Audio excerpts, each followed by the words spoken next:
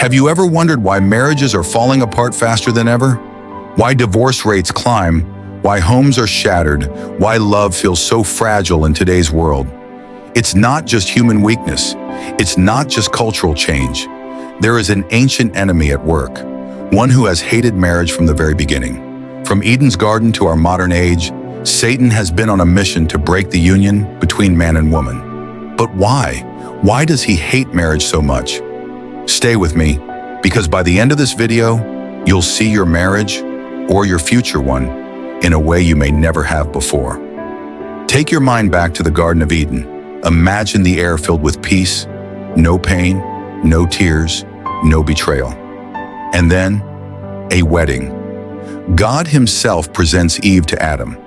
Adam looks at her and declares, "This is now bone of my bones and flesh of my flesh." Genesis 2, verse 23. It was perfect harmony, a man and woman walking in love, with God at the center.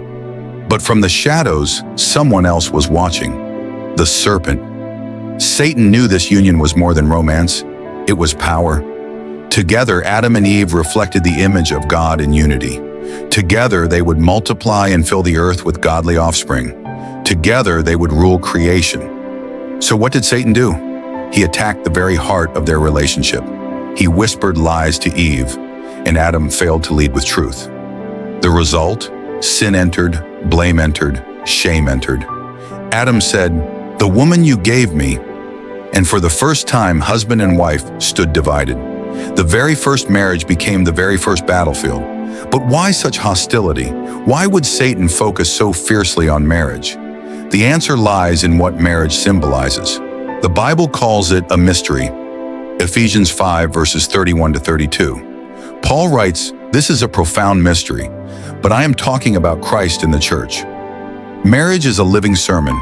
A husband's love is meant to reflect Christ's sacrificial love for his people. A wife's devotion is meant to reflect the church's honor toward Christ. Every time a marriage thrives in God's design, Satan sees a billboard announcing, "God is faithful, God is love, God keeps covenant," and that's exactly what he hates. From the beginning until now, Satan's playbook hasn't changed. Let's walk through his strategies both in Scripture and today. 1. Division and blame. In Eden, Adam blamed Eve, and Eve blamed the serpent. Division replaced unity. Today, couples fall into the same trap: pride, blame shifting, silent wars. James 3, verse 16 warns, "For where envy and selfish ambition exist, there will be disorder and every vile practice." 2. Sexual sin. From adultery in David's palace to idolatrous temple prostitution in Israel's history, Satan has always twisted intimacy. Hebrews 13, verse 4 reminds us, "Let marriage be held in honor among all, and let the marriage bed be undefiled." Today it's pornography, affairs, open marriages, casual hookups, all designed to weaken the sacred bond. 3. Redefining God's design. In Malachi 2, verse 15, God says he made marriage because he was seeking godly offspring. But Satan loves to corrupt the design. In ancient cultures, polygamy and divorce were normalized.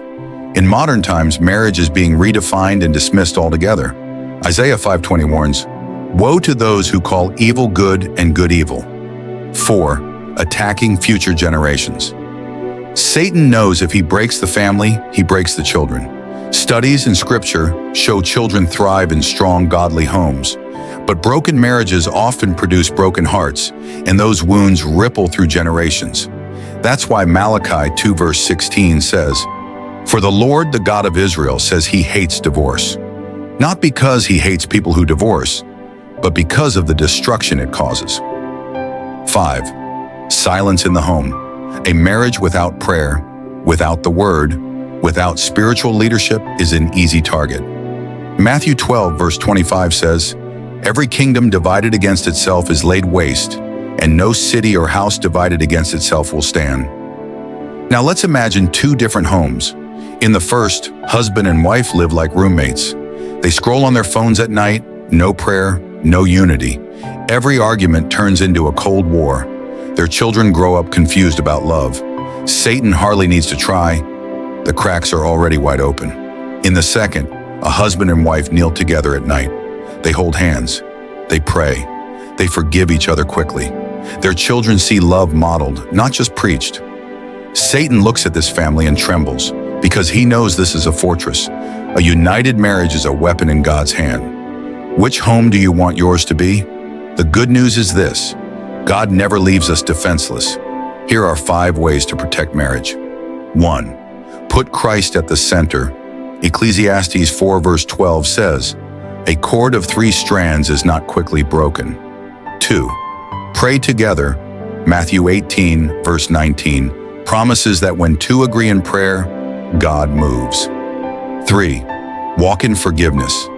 Don't let bitterness give Satan a foothold. Ephesians 4 verses 26 to 27. 4. Guard your purity. Set boundaries for what you watch, who you talk to, and where your heart goes. Lastly, stay in the Word. Let God's truth drown out Satan's lies. From Eden to today, one thing has not changed. Satan hates marriage. Why? Because it reflects Christ's love for his people, it produces godly families, and it testifies to God's glory on earth. That is why your marriage, or your future marriage, matters more than you think. It's not just about love, it's about warfare. But here's the hope. What God has joined together, no one, not even Satan himself, can tear apart if we keep Christ at the center. If this message spoke to you, don't keep it to yourself. Share this video with someone who needs encouragement in their marriage. And don't forget to subscribe to Insight from Above for more biblical truths and mysteries revealed.